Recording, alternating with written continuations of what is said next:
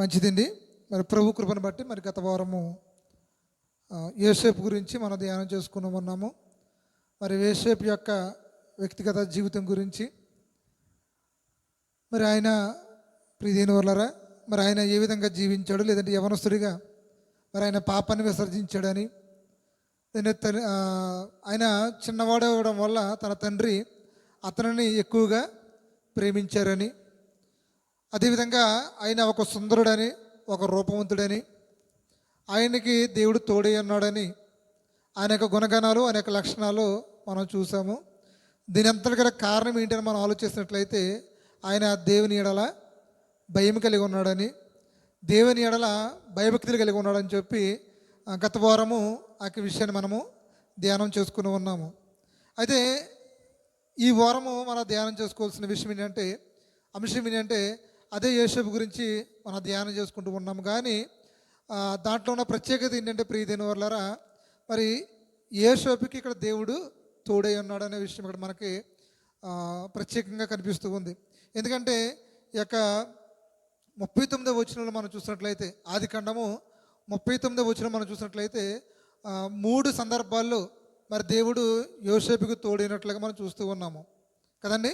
2వ వచనంలో మనకు కనిపిస్తూ ఉంది, యెహోవా యోసేపునకు తోడైండును అన్న మాట మనకు కనిపిస్తూ ఉంది. అదేవిధంగా 21వ వచనంలో, అయితే యెహోవా యోసేపునకు తోడైనట్లు మనం చూస్తూ ఉన్నాము. అదే 23వ వచనంలో, యెహోవా అతనికి తోడై ఉన్నాడు అనే విషయం అక్కడ అర్థమవుతూ ఉంది. అంటే ఇక్కడ దేవుడు యోసేపుకి తోడై ఉన్నాడు కదండి. దేవుడు యోసేపుకి తోడై ఉన్నాడు అనే విషయం అక్కడ అర్థమవుతూ ఉంది. అంటే ఒంటరిగా మనం చీకట్లో నడుచుకుంటూ వెళ్ళామని అనుకోండి, ఒంటరిగా చీకట్లో మనం నడుచుకుంటూ వెళ్తూ ఉన్నాం, లేదంటే ఒక తెలియని ప్రదేశానికి, తెలియని ప్రాంతానికి మనం ఒక్కరమే జర్నీ చేస్తాం అనుకోండి, ఎంతో కొంత ఆందోళన, ఎంతో కొంత భయం అనేది మనకి ఉంటూ ఉంటుంది. అలా కాకుండా మన పక్కన ఎవరో ఒకరు తోడుగా ఉన్నారనుకోండి, అప్పుడు మనకు ఎంత ధైర్యంగా ఉంటుంది. అది చీకట్లో వెళ్ళినా, లేదా తెలియని ప్రదేశానికి వెళ్ళినా, మనం ఎక్కడికి వెళ్ళినప్పుడు కూడా ఒక వ్యక్తి మనకు తోడుగా ఉన్నాడు అని మనకు అనిపించింది అనుకోండి, ఆ భరోసా మనకు కలిగింది అనుకోండి, మనం ఎంత ధైర్యంగా ఉంటాము. ఎక్కడికైనా సరే మనం వెళ్ళిపోవడానికి ప్రయత్నం చేస్తాము. భయం కానీ, ఆందోళనలు కానీ, దిగులు కానీ ఏది కూడా మనకు ఉండదు. కాబట్టి ఒక మనిషి తోడుగా ఉంటేనే అంత ధైర్యం కదా. ఒక మనిషి తోడుగా ఉన్నాడంటేనే ఎంతో ధైర్యం మనకి. అలాంటిది ఒక మనిషికి సాక్షాత్ దేవుడే తోడుగా ఉంటున్నాడంటే కనుక ఇంకెంత భరోసా చూడండి ప్రియజనులారా. మరి యోసేపుకి దేవుడు తోడై ఉన్నాడంటే కనుక ఇంకెంత ధైర్యం అతనికి, ఇంకెంత ప్రియజనులారా, ఎంత భరోసా దాకా యోసేపు కలిగి ఉన్నాడనే విషయాన్ని మనము అర్థం చేసుకోగలగాలి. అంటే దేవుని తోడు అనేది అంత ఈజీగా మనకు కలిగేస్తుందా? ఇక్కడ కూడా మనం ఒకసారి ఆలోచన చేసుకోవాలి. మంచిది, యోసేపుకి దేవుడు తోడై అన్నాడు, వెల్ అండ్ గుడ్, మంచిదే. అంటే దేవుడు మనకు తోడై ఉండాలి, దేవుని యొక్క కాపుదల మన మీద ఉండాలి, లేదంటే దేవుని యొక్క కనుచూపు మన మీద ఉండాలి, దేవుని దృష్టి మన మీద ఉండాలంటే అది అంత ఈజీగా మనం పొందుకోగలుగుతామంటే కనుక అది ఈజీగా అంత కలిగే ప్రాసెస్ ఏమో కూడా కాదు. కాబట్టి ఈ యొక్క యోసేపుని మనం జాగ్రత్తగా ఆలోచన చేసినట్లయితే, మనం 37 అధ్యాయంలో మొదటి 3 వచనాలు మనం చూసాం గత వారంలో. 37 అధ్యాయంలో మొదటి 3 వచనాలు మనం ధ్యానం చేసుకున్నాం. ఆయన యాకోబుకు ఉన్నటువంటి కుమారులందరికంటే మరి యోసేపుని అమితంగా ప్రేమించాడని, తన ప్రేమకు చిహ్నంగా మరి ఒక ప్రశస్తమైన, విచిత్రమైనటువంటి నిలువటంగిని మరి యాకోబు తన కుమారుడైనటువంటి యోసేపుకి ఇచ్చినట్లుగా మనం చూసాము. అయితే ఈ 37 అధ్యాయంలో మనం చూసినట్లయితే ప్రియదైన వాళ్ళారా, ఒక విచిత్రమైన సంఘటన మనకి కనిపిస్తూ ఉంది. ఏంటంటే ఇక్కడ యోసేపుని తన తండ్రి అయినటువంటి యాకోబు ప్రేమిస్తూ ఉన్నాడు, ఇష్టపడుతూ ఉన్నాడు. అట్ ఏ టైం దేవుడు కూడా ప్రేమిస్తూ ఉన్నాడు, ఇష్టపడుతూ ఉన్నాడు. కానీ ఇక్కడ అసలు వచ్చిన సిక్కు ఏంటంటే కనుక ఇతన్ని ద్వేషిస్తూ ఉన్నారు. ఎవరంటే తన అన్నలు ఇతన్ని ద్వేషిస్తూ ఉన్నారు. తన అన్నలు ఇతను ఇష్టపడలేదు. అదే విషయాన్ని ఈ 37వ వచనంలో రాయడమే జరుగుతూ ఉంది. ప్రియతనులారా, ఈ అన్నలంట ఏం చేస్తారు చూడండి, 4వ వచనంలో అతన్ని పగబట్టారంట. ఏంటండి, అతని మీద పగబట్టారు. అదేవిధంగా ఐదో వచనం చివరి లైన్లో అతని మీద మరీ పగబట్టిరంట. చూడండి, వాళ్ళలో ఉన్నటువంటి కోపము, వాళ్ళు ఉన్న పగ ఎంత తీవ్రత దాల్చుతుందో ఈ యొక్క వచనం చదువుతున్నప్పుడు మీరు బాగా అర్థం చేసుకోండి. మొట్టమొదటిగా పగబట్టారు, రెండవదిగా మరీ పగబట్టారని కొంచెం తీవ్రత అనేది పెరిగింది, మరీ పగబట్టారు. 8వ వచనంలో చివరి లైన్లో మనం చూసినట్లయితే కనుక అతని మీద మరింత పగబట్టిరంట. పెరిగిపోతూ ఉంది.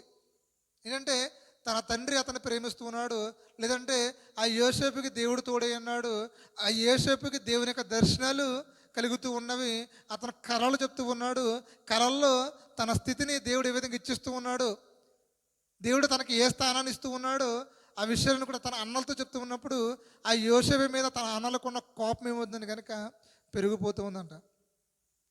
ఆయన్ని పగబట్టారు, తర్వాత మరీ పగబట్టారు, తర్వాత మరింత పగబట్టారంట, మరింత పగబట్టారు. చివరకు చూసినట్లయితే కనుక ప్రీతులారా 11వ వచనం మనం చూసినట్లయితే అతని సహోదరులు అతని యందు అసూయపడిరి. చూడండి ప్రీతులారా, ఇక్కడ యోసేపు చేసింది ఏమైనా ఉందంటే కనుక అతను చేసింది ఏమీ కూడా లేదు. ఇక్కడ తన నాన్నలకు వ్యతిరేకంగా, తన నాన్నలకు అయిష్టంగా చేసేది ఏమీ కూడా లేదు. కేవలం ఏంటంటే అతని యొక్క మంచితనము, లేదంటే అతను దేవుని ఎడల భయభక్తులు కలిగి ఉన్నాడు, అతను చెడుతనాన్ని విసర్జించాడు, అతను తన తండ్రికి ఇష్టడిగా జీవిస్తూ ఉన్నాడు, దేవునికి ఇష్టమైన జీవితాన్ని జీవిస్తూ ఉన్నాడు. అతను చేసిన పని అది ఒకటే, అంతమించి వేరే పని ఏమో కూడా చేయలేదు. కానీ అతను తన అన్నల విషయంలో ఇన్వాల్వ్ అవ్వకపోయినా, లేదా తన అన్నల మీద అతను ఏమీ కోపడకపోయినా, తన అన్నలు తన మీద ఆటోమేటిక్గా కోపాన్ని అనేది పెంచుకుంటూ ఉన్నారు ప్రీతులారా. అదేవిధంగా మన ఆత్మీయ జీవితంలో దేవుని యొక్క పరిచర్యలో ఉన్న మనం కూడా ఈ సందర్భం ద్వారా మన జ్ఞాపకం చేసుకోవాల్సిన విషయం ఏంటంటే ప్రీతులారా, ఆటోమేటిక్గా మన ఇన్వాల్వ్మెంట్ లేకపోయినప్పుడు కూడా దేని విషయంలోనే సరే మన దేవుని ఎడల భయభక్తులుగా ఉంటాము, లేదంటే దేవుని కార్యాల పట్ల అమితమైన ఆసక్తిని మనం ప్రదర్శిస్తూ ఉంటాము, లేదంటే దేవుని పని మంచిగా జరగాలి, బాగుగా జరగాలి, లేదంటే అనేక మందికి దేవుని యొక్క వాక్యం ప్రకటించబడాలి, దేవుని నామం హెచ్చించబడాలి, దేవునికి మహిమ రావాలని చెప్పి మన ఆలోచన ఎప్పుడు కూడా దేవుని మీద, దేవుని యొక్క వాక్యం మీద, దేవుని యొక్క కార్యాల పట్ల మనకు ఉంటూ ఉంటుంది. అది మనం మాత్రమే చేయగలుగుతూ ఉంటాం. అంటే మన ఆలోచన యావత్తు కూడా దేవుని యొక్క కార్యాల పట్ల, పరిచర్య పట్ల మనకు ఉంటూ ఉంటుంది. సో మన ఆలోచన, మన పని, మన విధానము ఆ విధంగా వెళ్ళిపోతుంటుంది. కానీ ఆ విధంగా వెళ్ళిపోతున్నప్పుడు మనల్ని వేరేగా చూసేవారు కోణం ఒకలాగా ఉంటుంది. ఇక యోసేపు అన్నల విషయంలో మనం చూసినట్లయితే ఆ చూస్తూ ఉన్నప్పుడు ఆటోమేటిక్గా మన భక్తి, మన ప్రదర్శన పెరుగుతూ ఉన్నప్పుడు, లేదంటే దేవుని యొక్క కార్యాల పట్ల అమితమైన ఆసక్తిని మనం ప్రదర్శిస్తూ ఉన్నప్పుడు, దేవుడు మనకు తోడుగా ఉంటున్నప్పుడు, దేవుడు మన పట్ల తన కార్యాలని జరిగిస్తూ ఉన్నప్పుడు ప్రీతులారా ఆటోమేటిక్గా మనకు శత్రువులు అనేవారు పెరిగిపోతూ ఉంటారు. ఆటోమేటిక్గా శత్రువులు అనేవారు పెరిగిపోతూ ఉంటారు. అది ఏ విధంగా పెరిగిపోతారంటే, మనమంటే వాళ్ళకి నచ్చకపోవచ్చు, మన వ్యక్తిగతంగా మనల్ని వాళ్ళు ప్రేమించలేకపోవచ్చు, దూషిస్తూ ఉండవచ్చు, ఆ విధంగానే మన మీద పగ పెట్టుకుంటారు. ఇంకా ఎక్కువైతే కనుక మరీ పగ పెట్టుకుంటారు, ఇంకా మరింత పగ పెట్టుకుంటారు. ఆఖరికి అది అలాగ వెళ్ళిపోతుంది కనుక అదొక ద్వేషం కింద, అదొక అసూయ కింద దారి తీయడం అనేది జరుగుతూ ఉంటుంది. సో దీంట్లో మన పాత్ర ఏమైనా ఉందంటే కనుక మన పాత్ర ఏముండదు, మన ఇన్వాల్వ్మెంట్ ఏముండదు. ఆటోమేటిక్గానే సాతానుగాడు వేరే వాళ్ళని ప్రేమించి మన మీద ఒక ప్రోపగండ అనేది సృష్టిస్తూ ఉంటాడు. అంటే అక్కడ దేవుని యొక్క కార్యం జరుగుతూ ఉంది, అర్థమవుతుందండి. దేవుని పని జరుగుతూ ఉంది. దేవుని పని జరగడం ఎవరికి ఇష్టం ఉండదు? సాతానుడికి ఇష్టం ఉండదు దేవుని పని జరగడం. అక్కడ సువార్త జరుగుతూ ఉంది, లేదంటే అక్కడ దేవుని యొక్క పని జరుగుతూ ఉంది, లేదంటే దేవుని నామము మహిమపరచబడుతూ ఉంది, దేవుని నామం హెచ్చించబడుతూ ఉంది, దేవునికి మహిమ కలుగుతుంది అన్న సందర్భాల్లో అక్కడ ఎవరికి కిట్టదంటే కనుక సాతానుగాడికి కిట్టదు. ఎందుకంటే దేవుని సువార్త ప్రకటించడం సాతానుడికి ఇష్టము కాదు, దేవుని నామం మహిమపరచబడటము సాతానుడికి ఇష్టము కాదు. తద్వారా ఎవరైతే దాన్ని లీడ్ చేస్తూ ఉన్నారో, లేదంటే ఎవరైతే కష్టపడుతూ ఉన్నారో, ఎవరైతే ప్రయాసపడుతూ ఉన్నారో వాళ్ళ మీదకి నిందలనేవి, వాళ్ళ మీదకి నిందలనేవి, లేదంటే కనుక అబద్ధమైన సాక్షులు అనేవి, లేదంటే ఇలాంటివన్నీ కూడా వస్తూ ఉంటాయి. ఆ విధంగానే మనుషుల మీద దేవుని పరిచయం చేస్తున్నారు. పగలు, ప్రతీకారాలు, అసూయలు, లేదంటే స్వార్థాలు పెరిగిపోతూ ఉంటాయి ప్రీతులారా. కాబట్టి ఈ యోసేపు విషయంలో కూడా అదే జరిగింది. యోసేపు విషయంలో కూడా తన అన్నలకి అతనేమో కూడా వ్యతిరేకమైన పనులేం చేయట్లేదు. తన అన్నల ఎడలు ఇతనేమో కూడా ఒక శత్రువులుగా భావించట్లేదు. ఇతను దేవుని ఎడలో భయభక్తులుగా ఉన్నాడు, పాపం జోలికి వెళ్ళట్లేదు. సో పాపాన్ని విసర్జించుకున్నాడు. తద్వారా తండ్రి అతను ప్రేమించాడు. తండ్రి అతను ప్రేమించడం ద్వారా ఆ ప్రేమకు చిహ్నంగా ఒక నిలువుటంగిని అతనికి బహుకరించాడు. తద్వారా దేవుడు ఇతను తోడి ఉన్నాడు. దేవుని ఎడల ఇతను భయభక్తులుగా ఉన్నాడు. కాబట్టి దేవుడు ఏం చేస్తాడు, ఇతనికి దర్శనాలు కలిగిస్తూ ఉన్నాడు. ఇతను నేను ఇచ్చేస్తానంటూ ఉన్నాడు, నేను ఒక స్థితిలో ఉంచుతానని చెప్పి దేవుడు కళలను ఇస్తూ ఉన్నాడు, దర్శనాలు ఇస్తూ ఉన్నాడు. అయితే యేసోపులో ఉన్నది ఏంటంటే అతను ఏది కూడా దాచుకోవడం, ఎందుకంటే దేవుడు అతను ప్రత్యక్షంగా దర్శనాలు ఇస్తూ ఉన్నప్పుడు, దేవుని యొక్క తన ప్రత్యక్షతని అతను ఇస్తూ ఉన్నప్పుడు తను దాచుకోవాల్సిన పరిస్థితి ఏముంటుంది? దీంట్లో రహస్యం అనేది ఏముంటుంది? ఇదిగో అన్న దేవుడు నాకు ఈ విధంగా దర్శనం ఇచ్చాడు, ఒకనొక దినాన్న మీరు నాకు సాష్టంగా పడతారంట, లేదంటే సూర్యుడు, చంద్రుడు, నక్షత్రాలన్నీ కూడా నా ఎదుట ఇలా ఉంటాయని చెప్పినప్పుడు తన అన్నలు యేసు విషయంలో ప్రీతులారా అసూయపడ్డారు. యేసు విషయంలో స్వార్థం వాళ్ళకి వచ్చింది. ఈడింటే మాకంటే చిన్నవాడు, ఈయనేమో మా తండ్రి ప్రేమించేస్తూ ఉన్నాడు, ఇతనికి ఏమో ప్రత్యేకంగా ఒక నిలువుటంగి ధరించి చేస్తూ ఉన్నాడు, అంత మాత్రమే అంతవతడు సరిపోవట్లేదు, వీడి కళలు కూడా వస్తున్నాయి. ఆ కళలు ఎలా ఉన్నాయంటే ఆ కళల్లో యేసేపు ఏమో శిఖరం మీద కూర్చుంటూ ఉన్నాడు, తన అన్నలు ఏమో ఇతను ఎదురు ఏం చేస్తున్నారు, సాష్టంగా పడుతూ ఉన్నాడు. అసలు వీడి స్థితి ఏంటి, వీడి పరిస్థితి ఏంటి, వీడి బతికి ఏంటి? చూడండి, ఇవన్నీ కూడా ఈ లోక సంబంధంగా మనం అనుభవించినవే మన పట్ల చాలామంది ప్రదర్శిస్తున్నవే కదా. వీడి బతికి ఎంత, లేదా వీడి నిన్న కాకమొన్న వచ్చాడు కదండి, వీడి పరిస్థితి ఏంటి, వీడి కుటుంబ పరిస్థితి ఏంటి, లేదంటే వీడి భక్తి జీవితం ఏంటి అని అవన్నీ కూడా ఈ యోసేపు అన్నదమ్ములు ఏ విధంగా యోసేపు విషయంలో కలిగి ఉన్నారో ఈరోజు పరిచర్య చేస్తున్న మన మీదైనా, లేదంటే కనుక దేవుని సేవలో ముందుకు వెళ్తున్నటువంటి యవనస్తుల మీదైనా, లేదంటే నిస్వార్థంగా సేవ చేస్తున్న ఎవరి మీదైనా సరే, నిస్వార్థంగా సేవ చేస్తున్న ఎవరి మీదైనా సరే ఇలాంటి ప్రీతులారా ఇలాంటి ప్రోపగండ అనేది భయంకరంగా జరుగుతూ ఉంది. ఇవన్నీ కూడా వాస్తవాలు. ఆ విషయాల్ని మరి ఆది కాండంలోనే దేవుడు చాలా స్పష్టంగా రాయించాడు యోసేపు యొక్క జీవితం ద్వారా.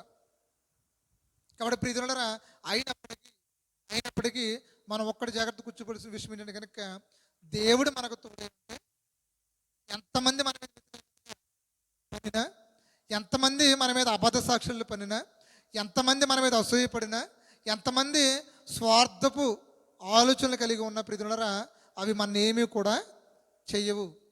అవి ఏది కూడా మన మీదకి రాదు. దానికి ఎగ్జాంపులే యేసేపు యొక్క జీవితం. కాబట్టి మనం దేనికోసం ప్రయాసపడాలయ్యా, మన దేనికోసం మనం టైం వెచ్చించుకోవాలి, మన దేనికోసం దేవుని ప్రార్థన చేయాలి, మన దేనికోసం బ్రతకాలంటే కనుక దేవుని యొక్క కాపుదల కొరకు, దేవుని యొక్క తోడు గురించి కదండి. ఒక్కటి మనకు దేవుని యొక్క తోడు మనకు ఉన్నట్లయితే, ఇంక ఈ భూమి మీద మనకి ఏది కూడా అవసరం లేదంట. ఏంటండి, దేవుని యొక్క తోడు మనకు ఉన్నట్లయితే ఈ భూమి మీద మనకి ఏం అవసరం లేదంటే మనకి ఏది అర్థం కాదు. దేవుని తోడుంటే అన్నీ కూడా మన వెనకాల వస్తాయి, అది దాని అర్థం. దేవుని తోడుంటే మనకి ఏది కావాలో అది మనకి దేవుడు అనుగ్రహిస్తాడు. ఒక వ్యాఖ్యానకైతే ఇలాగన్నాడు, దేవుని తోడంటే అదేదో అనుకోకండి, అది గొప్ప దీవెన అంట. ఏంటి, అది ఒక గొప్ప దీవెన. కాబట్టి మనం ప్రార్థన చేసినప్పుడు కూడా మన ప్రభుని ఏమడగండి, ప్రభు నీ తోడు, నీ కాపుదల, నీ కృపాక్షణలు నాకు మెండుగా దయచేయమని చెప్పి దేవుని యొక్క తోడు గురించి దేవుని మనం ప్రార్థించేవారుగా ఉండాలి. అయితే ఈ యొక్క యోసేపు ప్రీతులారా దేవుడు ఇతనికి తోడి అన్నాడు. అయితే దేవుడు ఇతనికి ఎందుకు తోడి అన్నాడు నేను గత వారం కూడా చెప్పాను మీకు. నేను మీకు తెలియపరిచాను. దేవుడు ఇతనికి ఎందుకు తోడి అన్నాడు అంటే ఒకటి ఒక కారణం, ఒక రీజను. దేవుని ఇతను భయము కలిగి అతను జీవిస్తూ ఉన్నాడు. అంటే దేవుని యొక్క భయము అతనిలో ఉంది. అంటే దేవుడు ఉన్నాడు, దేవుడు చూస్తూ ఉన్నాడు, దేవుడు వింటూ ఉన్నాడు, దేవుడు మనకి దేవుని ఎడల మనం సరైన ప్రవర్తన మనం ప్రవర్తించకపోయినట్లయితే, దేవునికి ఇష్టమైన కార్యాలను నేను చేయకపోయినట్లయితే, లేదంటే దేవుని యొక్క కార్యాలను నిర్లక్ష్యం చేసినట్లయితే, లేదంటే దేవుని మందిరకు రాకపోయినా, దేవుని యొక్క వాక్యాన్ని మనం చదవకపోయినా, లేదంటే దేవుడు కొన్ని నియమ నిబంధనలు మనకు బైబిల్ గ్రంథంలో పెట్టి ఉన్నాడు కదండి. కొన్ని క్రైస్తవుడు అనేవాడు, లేదంటే విశ్వాసం అనేవాడు ఏ విధంగా జీవించాలి, ఏ విధంగా మాట్లాడాలి, ఏ విధంగా ప్రవర్తించాలి, ఎలాగ ఉండాలి, ప్రతీది కూడా దేవుడు కొన్ని రూల్స్ అనేవి ఈ బైబిల్ గ్రంథంలో లిఖించాడు. సో ఆ రూల్స్ అనేవి మనము తప్పనిసరిగా మనం పాటించాలి కదండి. మన దేవుళ్ళకి రాకముందు, లేదా అవిశ్వాసిగా లోకస్తుడిగా మనం జీవిస్తున్నప్పుడు ఏది లెక్కలోకి రాదు. కానీ ఎప్పుడైతే నువ్వు ప్రభుని నమ్మి బాప్తిని తీసుకొని పరిశుద్ధుల గుంపులోకి మనం చేర్చబడతాము, ఎప్పుడైతే మనం బాప్తి తీసుకుంటామో, ఎప్పుడు మన క్రీస్తు బిడ్డగా మనం స్టాంప్ వేయించుకుంటామో, అప్పటి నుంచి మనం ఏం చేయాలంటే ప్రియులారా, ఈ రూల్ బుక్ ఉంది కదా, ఆ రూల్ బుక్ మనం కంపల్సరీ ఫాలో అవ్వాలి. ఒక ఉద్యోగస్తుడు ఉంటాడు, అతను ఉద్యోగం రాని వరకు ఎలాగైనా సరే జీవిస్తాడు. వన్స్ ఉద్యోగంలోకి వచ్చిన తర్వాత అతనంటే ఒక ప్రొసీజర్ ఉంటుంది అతనికి.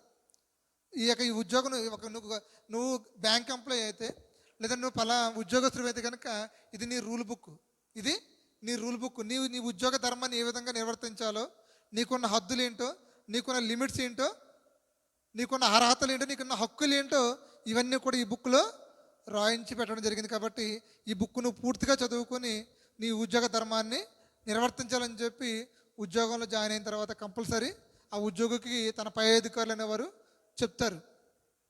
నువ్వు ఎవరిని గౌరవించాలి, నువ్వు ఎవరిని సెల్యూట్ చేయాలి, నువ్వు ఎవరికి జవాబుదారీతనంగా ఉండాలి, నీ రిపోర్ట్స్ అన్నీ కూడా ఎవరిని సబ్మిట్ చేయాలి, లేదా నీ పై అధికారులు వస్తున్నప్పుడు నువ్వు ఏ విధమైన ప్రోటోకాల్ నువ్వు రూల్ చేయాలి, లేదా నువ్వు ఎవరికి సమాధానం చెప్పాలి, లేదా నువ్వు ఎవరికి ఆర్డర్లు వేయాలి, నువ్వు ఎవరికి పని అప్పగించాలి, నీ కింద ఉన్న ఉద్యోగస్తులు ఏ విధంగా ప్రవర్తించాలి, ఇవన్నీ కూడా ఆ ఉద్యోగస్తుడికి ఇచ్చే రూల్ అండ్ రెగ్యులేషన్స్ బుక్లో కంపల్సరీ కూడా అవి మెన్షన్ చేయడం జరుగుతుంది. దీనికోసం ప్రత్యేకంగా ఆ ఉద్యోగస్తుడికి శిక్షణ తరగతులు అనేవి ఉంటాయి. అది ఎప్పుడు ఉద్యోగంలోనికి జాయిన్ అయిన తర్వాత. ఉద్యోగం రానంత వరకు ఇవేను వర్తిస్తాయి, అతనికి ఏది కూడా వర్తించవు. అలాగే నువ్వు లోకంలో ఉన్నంత వరకు, అవిశ్వాసగా ఉన్నంత వరకు, ప్రభుని ఎరగనంత వరకు, రక్షణలోకి రానంత వరకు నీ బతుకు నీదిలా ఉంటుంది. కానీ వన్స్ నువ్వు దేవునిలోకి వచ్చిన తర్వాత, రక్షణలోకి వచ్చిన తర్వాత, నువ్వు క్రైస్తవుడిగా పిలబడుతున్న తర్వాత, లేదా నీ పాపాలు కడుక్కొని నేను కూడా పరిశుద్ధున్నే, నేను కూడా నీతిమంతున్నే అని నువ్వు సంఘంలోనికి చేర్చబడిన తర్వాత తప్పనిసరిగా కొన్ని నియమ నిబంధనలు అనేవి పాటించాలి. కొన్ని రూల్స్ రెగ్యులేషన్స్ అనేవి మనం తప్పనిసరిగా ఫాలో అవ్వాలి. అందులో మొట్టమొదటి ఏంటంటే మన దేవుని ఎడల భయము కలిగి ప్రవర్తించాలి, భక్తి కలిగి మనము ప్రవర్తించాలి. ఆ విధంగా ప్రవర్తించినట్లయితే దేవుని యొక్క తోడు అనేది మనకి ఉంటుంది ప్రియులారా. ఆ విధంగా మరి యోసేపు ప్రవర్తించడు కనుక, ఆ విధంగా యోసేపు ప్రవర్తించడు కనుక దేవుని యొక్క తోడు ఎవరికి ఉందంటే యోసేపుకి ఉంది. తద్వారా యోసేపుకి దేవుని యొక్క తోడు ఉండడం ద్వారా తన అన్నలు అతని మీద పగబట్టిన, అతని మీద అసూయపడిన, తన విషయంలో స్వార్థపడిన, లేదంటే చివరాఖరికి మనం చూస్తూ ఉన్నాం కదా 37 అధ్యాయంలో 37 అధ్యాయంలో తన అన్నలు ప్రియులు అతన్ని చంపేద్దాం అనుకున్నారు. తన అన్నలు ఏం చేయండి, అతన్ని చంపేయాలని ఒక దురాలోచన వచ్చిందంటే. ఇప్పుడు 18 వచ్చింది చూడండి. అతని దగ్గరికి రాకమునుపు వారు దూరం నుండి అతను చూసి అతని చంపుటకు దురాలోచన చేసిరి. చూడండి, ఇది ఒక బ్యాడ్ హ్యాబిట్ యోసేపు అన్నల్లో ఉన్నది. వారు ఏ ఆలోచన వాళ్ళ దగ్గర దురాలోచన. గత వారం చూసాము యోసేపు అన్నలు పాపపు పనులు చేసేవారని, అంటే దేవునికి అసహ్యమైన కార్యాలు వాళ్ళు జరిగించేవారు. ఆ వర్తమానాన్ని యోసేపు తన తండ్రికి చేరవేసేవాడు. అదేవిధంగా ఇక్కడ ఏమంటే వారు దురాలోచన కూడా కలిగి ఉన్నారు. దురాలోచనలు అంటే వాక్య సంబంధమైన కాదు, అవి పాపపు ఆలోచనలు, లేదంటే కనుక లోక సంబంధమైన ఆలోచనలు, లేదంటే దేవునికి వ్యతిరేకమైనటువంటి ఆలోచనలు. ఆ యోసేపుని నీతిమంతుని, లేదంటే కనుక ఒక యథార్థవంతుని చంపడం అనేది మంచి ఆలోచన అంటే కనుక మంచి ఆలోచన కాదు, అది దురాలోచన. కాబట్టి ఈ యొక్క యోసేపు అన్నలు యోసేపుని చంపాలనుకున్నారు, కానీ చంపారా? చంపలేదు. ఎందుకంటే దేవుడు అతనికి తోడై ఉన్నాడు. ఎందుకంటే యోసేపు ద్వారా దేవుడు గొప్ప అద్భుతమైన కార్యాలు జరిగించుకోవడానికి ఒక ప్రణాళిక చేసుకున్నాడు. అలాగే ఈరోజు యవనస్తులమైన మనం కూడా గుర్తుంచుకోవాల్సిన విషయం ఏంటంటే ప్రీతులరా, మన ఏడలకు కూడా దేవుడు గొప్ప ప్రణాళిక అనేది దేవుడు కలిగి ఉన్నాడు కదండి. ఆనాడు యోసేపు మీద ఏ విధంగా దేవుని యొక్క ప్రణాళిక కలిగి ఉన్నాడో, ఈరోజు యవనస్తులమైన మనం, లేదంటే దేవుని యొక్క పరిచర్యలు, లేదంటే దేవునికి కాడు మోయాలని ఆసక్తి ఉన్న మన ఏడలకు కూడా దేవుడు గొప్ప ప్రణాళికలు అనేవి కలిగి ఉన్నాడు. దేవుడు అంత గొప్ప ప్రణాళికలు కలిగి ఉన్నాడు కాబట్టి దేవుడు మనల్ని కాపాడుతూ ఉన్నాడు, దేవుడు మనల్ని పోషిస్తూ ఉన్నాడు, దేవుడు మనకి ఆయన యొక్క సంరక్షణని ఇస్తూ ఉన్నాడు.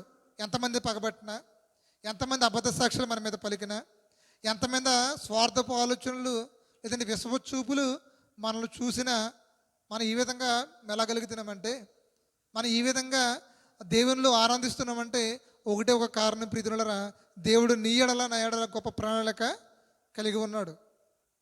అదే విషయాన్ని ఇక్కడ యోసేపు తెలియపరుస్తూ ఉన్నాడు. యోసేపుని తన అన్నలు చంపేయాలనుకున్నారు, కానీ చంపారంటే కనుక చంపలేదు. ఎందుకంటే దేవుని అతను తోడే ఉన్నాడు.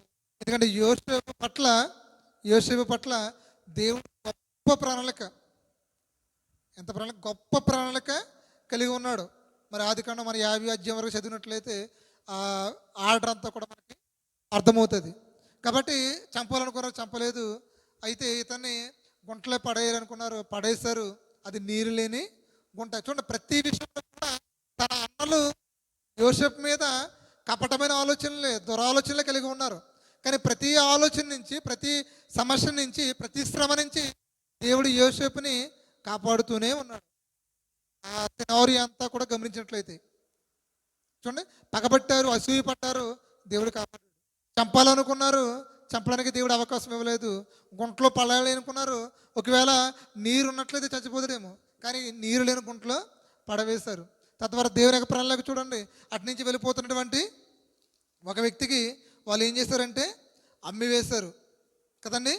అమ్మి వేసినట్లుగా మనము చూస్తున్నాం. ఎంతకి 25 తులముల వెండికి అతన్ని అమ్మి వేసి యోసేపుని అతను ఏం చేశాడంటే ఐగుప్తునికి తీసుకుని పోయాడు. చూడండి, దేవుని యొక్క ప్రణాళిక, దేవుని యొక్క తోడు మనకు ఉన్నట్లయితే ప్రీతులరా, మనం ఎక్కడికి వెళ్ళినా, ఏ ప్రాంతానికి వెళ్ళినా దేవుడు మనల్ని ఇచ్చిస్తూనే ఉంటాడు, దేవుడు మనల్ని కాపాడుతూనే ఉంటాడు, దేవుడు మనల్ని పోషిస్తూనే ఉంటాడు. కేవలం మనం ఎవరి మీద ఆధారపడాలి? దేవుని మీద మాత్రమే మనము ఆధారపడే మనసు మనము కలిగి ఉండాలి. చూడండి, ఐగుప్తులోనికి అతన్ని తీసుకుని వెళ్ళిపోయారు. అతను ఒక బానిసగా కొనుక్కుని వెళ్ళిపోయారు కదండి. అతను మరలా ఎవరికి అమ్మేయండి కనుక ఫరో దగ్గర ఉద్యోగం చేసినటువంటి ఫోతోఫర్కి అమ్మి వేశాడు. ఫోతోఫర్కి అమ్మి వేసిన తర్వాత 39వ అధ్యాయానికి మనం వచ్చినట్లయితే ఆ ఫోతోఫర్ ఇంట్లో ఎవరు పని చేస్తున్నారంటే యోసేపు పని చేస్తూ ఉన్నాడు. యోసేపు ఎంతలా పనిచేస్తున్నాడు కనుక ఒక నమ్మకమైన సేవకుడిగా ఫోతోఫర్ దగ్గర అతను పనిచేస్తూ ఉన్నాడు. ఎంత నమ్మకంగా పనిచేస్తున్నాడు కనుక ఆ ఫోతోఫరు సమస్తాన్ని కూడా యోసేపుకి అప్పగించి అంత నమ్మకత్వాన్ని అతను కలిగి ఉన్నాడు. అంటే యథార్థమైన సేవ అనేది అతను చేస్తూ ఉన్నాడు. ప్రీతులారా, ఎంత నమ్మితే అతను ఎన్ని బాధ్యతలు అతనికి అప్పగిస్తాడు. అతను ఏమైనా తనకి బంధువు అంటే కనుక బంధువు కాదు, ఒక బానిస. పైగా అతను ఎవడంటే ఇశ్రాయేలీయుడు, తన వర్గానికి చెందినవాడు కాదు, తన దేశానికి చెందినవాడు కాదు, ఇశ్రాయేలీయుడు. అతని పట్ల ఆ ఉద్యోగస్తుడు ఆ ఫోతోఫరు ఎంత ప్రియదైన వాళ్ళరా, ఆ ఫోతోఫరు ఎంత నమ్మకం కలిగి ఉన్నాడంటే అంత నమ్మకం కలిగి ఉన్నాడు. దానికి గల కారణం ఏంటంటే అతనే అంటూ ఉన్నాడు ఏంటంటే కనుక చూడండి ఏమన్నాడు 3వ వచనంలో, 39 3వ వచనంలో, ఆదికాండం 39 అధ్యాయం 3వ వచనంలో, యెహోవా అతనికి తోడై ఉండిననియు అతడు చేసినదంతయు అతని చేతిలో యెహోవా సఫలము చేసిననియు అతని యజమానుడు చూచెను. చూడండి, ఈ సాక్ష్యం ఎవరుతున్నారంటే కనుక తన యజమానుడు ఇస్తూ ఉన్నాడు సాక్ష్యం. ఎవరి గురించి? యోసేపు గురించి. ఇక్కడ యోసేపు యొక్క స్థానం ఏంటంటే అక్కడ అతనింట్లో పనివాడు కదండి.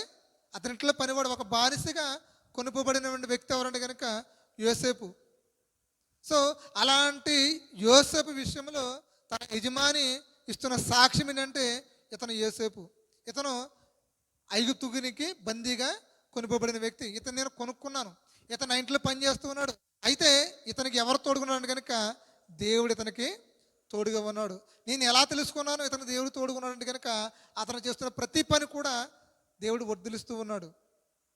అతను చేస్తున్న ప్రతి పని కూడా ఆ దేవుడు అతన్ని వర్ధిల్ల చేస్తూ ప్రతిదీ సక్సెస్ అవుతుంది తప్ప అన్సక్సెస్ కూడా అవ్వట్లేదు. అతను తలపెట్టిన ప్రతి కార్యక్రమం కూడా వర్ధిల్లితేనే ఉంది, కానీ ఏది కూడా వర్ధిల్లకుండా ఆగిపోలేదు. అతను ఏ పని చేసినప్పుడు కూడా అది అక్కడ సక్సెస్ అవుతూ ఉంది తప్ప ఏది కూడా పాడైపోయినట్లుగా, లేదంటే కనుక ఏది కూడా వ్యర్థమైనట్లుగా ఏది కూడా కనిపించట్లేదు అని చెప్పి అతని యొక్క భక్తి జీవితాన్ని, అతని యొక్క యథార్థమైన జీవితాన్ని ఎవరు కనిపించారని కనుక ఒక అన్యుడు, ఒక ఫొతిఫోర్ అనే వ్యక్తి గమనించి అతని గురించి ఇస్తున్న సాక్ష్యం ఏంటంటే యోసేపుకి అతని దేవుడు అతనికి తోడై ఉన్నాడు. ప్రియులారా, ఈరోజు మన భక్తి జీవితం ద్వారా, లేదంటే మన సేవా జీవితం ద్వారా, మన పరిచర్య జీవితం ద్వారా, లేదంటే దేవుని ఎడల మన నమ్మకత్వం ద్వారా ఈరోజు మన గురించి కూడా అద్భుతమైన సాక్ష్యాన్ని మనము వినగలగాలి. మన గురించి కూడా మన సంఘం అవ్వచ్చు, మన కుటుంబం అవ్వచ్చు, మన బంధువులు అవ్వచ్చు, ప్రియులారా సేవకుల ద్వారా అవ్వచ్చు, మన ద్వారా సాక్ష్యం కనుక ఇతను దేవుని ఎడల భయభక్తి యవనస్తుడు, ఇతను దేవుని ఎడల భయభక్తులు కలిగినటువంటి యవనస్తుడు.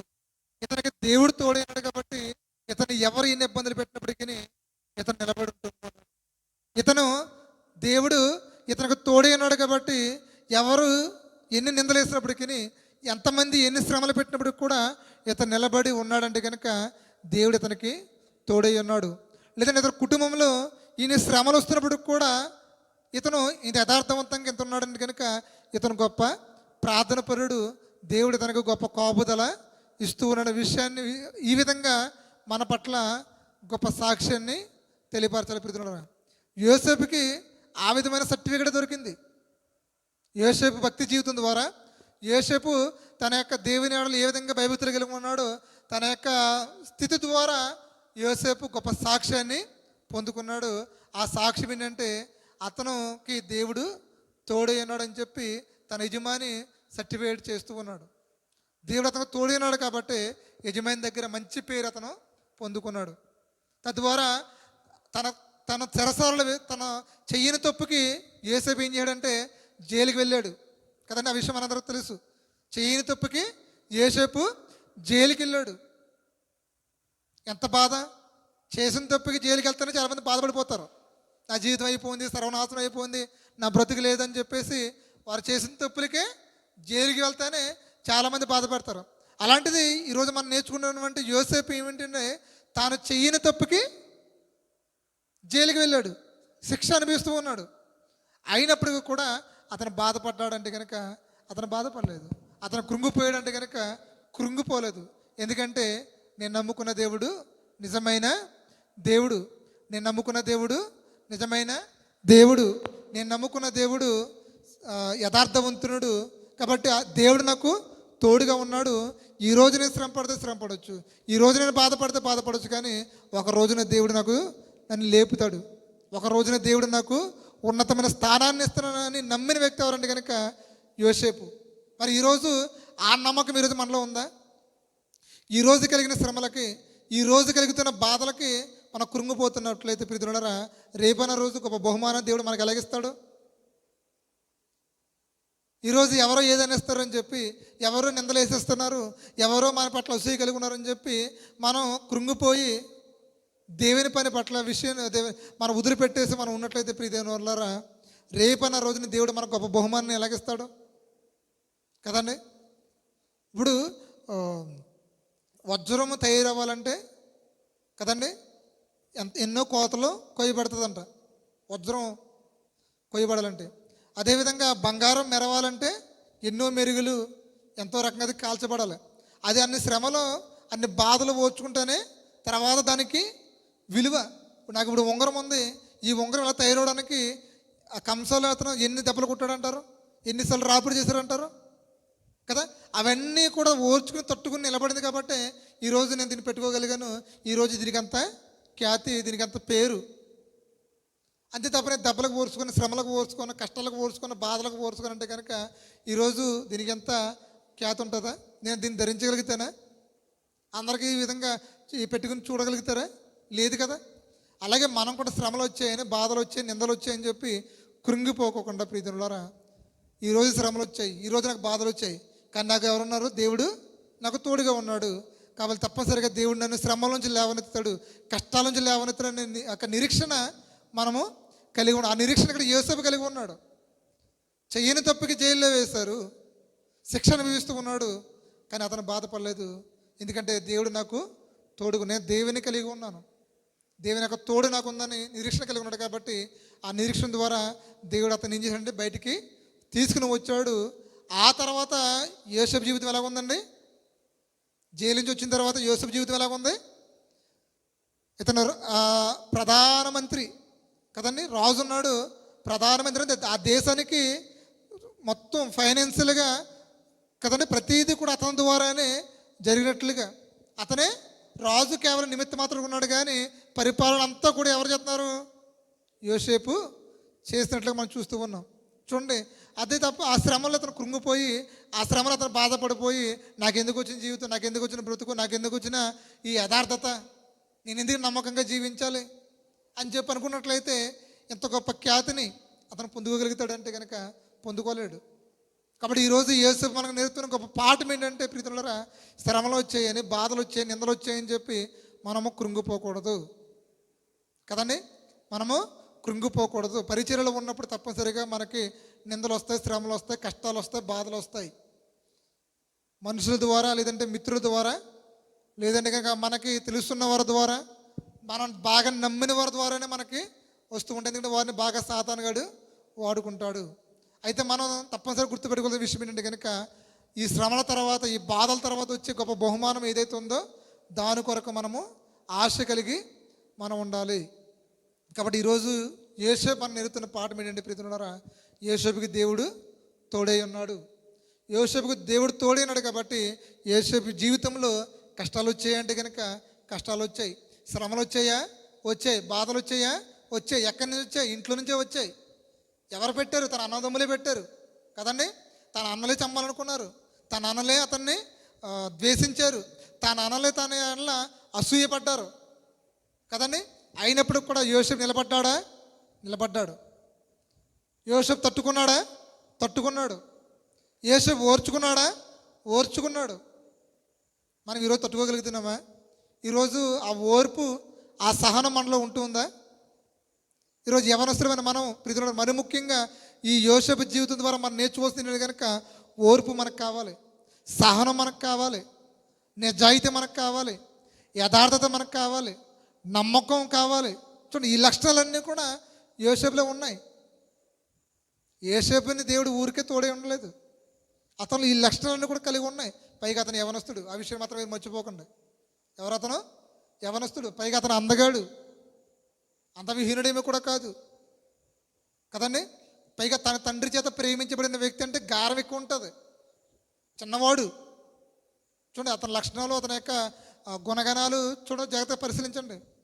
అతను యవనస్తుడు, అతను అందగాడు, పైగా తన తండ్రి చేత ప్రేమించబడిన వ్యక్తి అంటే ఇంట్లో మేజర్ పొజిషన్ అతనితో అవుతుంది. ఎందుకంటే తండ్రి మాట, ఇతని మాట తండ్రి వింటాడు, ఇతను ఏ చెప్తే అదే కరెక్ట్ అనుకుంటాడు. అంత మంచి పొజిషన్ ఉన్న వ్యక్తి. అయినప్పుడు కూడా ప్రియరా, యోసేపు ఓర్పు కలిగిన వ్యక్తి, సహనం కలిగిన వ్యక్తి, నమ్మకం కలిగిన వ్యక్తి, యథార్థత కలిగిన వ్యక్తి. ఈరోజు యవనస్తులమైన మనలో కూడా అవన్నీ లక్షణాలను మనలో ఉండాలి. ఆ విషయాన్ని ఇక్కడ యోసేపు మనకు నేర్పుతూ ఉన్నాడు. కాబట్టి ప్రియరా, యోసేపుకి దేవుడు తోడై ఉన్నాడు. దానికి గల కారణం ఏంటంటే దేవుని అతను భయభక్తులు కలిగి ఉన్నాడు. కాబట్టి ఆ తోడు ఈరోజు మనకు కూడా కలిగి ఉండాలి. దేవుడు మనకు తోడైనట్లయితే ప్రియరా, మనకు ఎన్ని శ్రమలు వచ్చినా, ఎన్ని కష్టాలు వచ్చినా, ఎన్ని బాధలు వచ్చినా మనం కూడా తట్టుకుని నిలబడగలటువంటి నిరీక్షణ, ఆ ధైర్యము మనము కలిగి ఉంటాం. ఒకవేళ ఆ దేవుని తోడు మనకు లేనట్లయితే ప్రియరా, శ్రమలు వస్తే కృంగిపోతాము, బాధలు వస్తే బాధపడిపోతాము, అనారోగ్య పాలైతే దేవుణ్ణి మనము విసర్జించేస్తాం. బైబిల్ గ్రంథంలో భక్తులు ఉన్నారు, యోబు ఉన్నాడు కదండి. ఇంకా అలా చెప్పుకుని వెళ్ళిపోతే చాలామంది భక్తులు ఉన్నారు. ఇప్పుడు యోబుని మనం చూసినట్లయితే మరి యోబుకి వచ్చిన శ్రమలు అసమస్య అంటే కనుక ఈ భూమి మీద ఏ మానవుడికి రాని శ్రమలు ఎవరికి వచ్చాయంటే యోబుకి వచ్చాయి కదండి. ఆస్తి పోయింది, సంతానం పోయింది, ఆరోగ్యం పోయింది కదా, మానసికంగా శ్రమలు కలిగాయి, శారీరకంగా శ్రమలు కలిగాయి. అదేవిధంగా సంపద ద్వారా కూడా అతనికి శ్రమలు పొందాడు. అయినప్పుడు కూడా అతను దేవుని నుంచి దూరం అయిపోవాలంటే కనుక దేవుని నుంచి దూరం అయిపోలేదు. ఎందుకంటే అతను దేవుని ఎడల భయభక్తులు కలిగి ఉన్నాడు. యోబు గురించి చెప్పుకోవచ్చు, చాలా మాటలు చెప్పుకోవచ్చు. నోటి మాట ద్వారా కూడా అతను ఏం చేశాడండి? పాపము చేయలేదు. తన ఆలోచనలో పాపం చేయలేదు. అతను వృద్ధాప్యంలో ఉన్నప్పుడు తన కన్నులతోటి నిబంధన చేసుకుంటూ ఉన్నాడు. తన కళ్ళుతోటి ఏంటంటే వ్యర్థమైన వాటిని చూడకుండా నా కన్నులను త్రిప్పివేయ ప్రభు అని చెప్పి దేవుని దగ్గర ప్రార్థన. ఎవడు? యోబు. ఏ వయసులో? ముసలి వయసు వృద్ధాప్యంలో చేస్తున్నాడు ఆ ప్రార్థన. మరి ఈరోజు యవనస్తులమైన మనము ఇంకెంతలా ప్రార్థన చేయాలి? మన చూపులు, మన తలంపులు, మన ఆలోచనలు, మన నడక, మన పడక, మన చేతులు, మన కాళ్ళు, ఇవన్నీ కూడా త్రిప్పివేయ ప్రభు అని చెప్పి మన దేవునికి ప్రార్థన చేసుకోవాలి. యోబు నేర్పుతున్న పాఠం అది కదండి. ఎందుకంటే యోబు దేవుని ఎడల భయభక్తులు కలిగి ఉన్నాడు కాబట్టి అతనికి దేవుడు తోడై ఉన్నాడు. మోసే ఉన్నాడు. మోసే దేవుని యొక్క ఇల్లంతటిలో నమ్మకస్తుడు. మోసే చనిపోయిన తర్వాత దేవుడు యెహోషువకి బాధ్యతలు అప్పగిస్తూ ఉన్నాడు. అప్పగిస్తున్నప్పుడు యెహోషువతోటి దేవుడు ఏమన్నాడు తెలుసండి? నేను మోసేకి తోడైనట్లు నీకు కూడా తోడై ఉంటానంటూ ఉన్నాడు. అంటే మోసేకి దేవుడు తోడై అన్నాడు. దేవుడు మోసేకి తోడైనాడు కాబట్టి మోసే ఎర్ర సముద్రం 2 పాయలుగా చేశాడు. ఫరో ఎదుట 10 తెగులు రప్పించాడు. అద్భుతమైన కార్యాలు చేయగలిగాడు. దానికి కారణం ఏంటంటే మోసేకి ఎవరు తోడై ఉన్నాడు? దేవుడు తోడై ఉన్నాడు. అదే తోడు, అదే కాపుదలు ఎవరికి ఇస్తారంటూ ఉన్నాడు? యెహోషువకి తోడే ఉంటానంటూ ఉన్నాడు. తద్వారా దేవుడు యెహోషువకు తోడై ఉన్నాడు కాబట్టి యెహోషువ యొర్దాను 2 పాయలుగా చేయగలిగాడు. ఇశ్రాయేలుని కానాను వైపు నడిపించగలిగాడు. ఆ పాలుడు తేనెడు ప్రవహించి దేశంలోనికి ఇశ్రాయేలుని ప్రవేశపెట్టాడు. తద్వారా ఇశ్రాయేలులకి ఆ భూభాగాన్ని పంచిపెట్టాడు, అప్పగించాడు, భూములు అప్పగించాడు. దీనికి కారణం ఏంటంటే కనుక వీళ్ళందరికీ కూడా దేవుడు తోడు ఉన్నాడు. అదే తోడు ఈరోజు మనకు కూడా కలిగి ఉండాలి. దేవుని యొక్క తోడు మనకు ఎలా వస్తుందంటే దేవుని ఎడల భయభక్తులు కలిగి ఉండడం ద్వారా. దేవుని ఎడల భయభక్తులు ఎలా కలిగి ఉండాలో కూడా నేను వారం చెప్పాను. మరలా నేను చెప్తే మళ్ళీ టైం అయిపోతుంది. కాబట్టి నీవిచ్చిన వాక్యము మనుషులలో భయమును పుట్టిస్తూ ఉంది. అంటే వాక్యం చదవడం ద్వారా దేవుని భయం మనలో కలుగుతుంది. కాబట్టి దేవుని ఎడల మనం భయభక్తులు కలిగి ఉందాము. తద్వారా దేవుని యొక్క తోడు, దేవుని యొక్క కాపుదల మనకి వస్తుంది. తద్వారా శ్రమల్లోంచి, ఇబ్బందుల్లోంచి, బాధల్లోంచి దేవుడు మనల్ని కాపాడుతాడు. ధైర్యంగా మనం ఉంటాం, నిరీక్షణ మనకు ఉంటుంది. యోసేపు అదే చేశాడు. కాబట్టి యోసేపు జీవితం ద్వారా, పితరుల పాఠం ద్వారా మనం నేర్చుకునే విషయం ఏంటి కనుక దేవుని యొక్క తోడు కొరకు మనము దేవుని సన్నిధిలో ప్రార్థించే వరకు ఉంటాం. తెలియపరుస్తూ నా మాటలు ముగిస్తూ ఉన్నాను. ఈ కొద్ది మాటలు దేవుడు దీవించి ఆశీర్వదించిన గాక. ఆమేన్.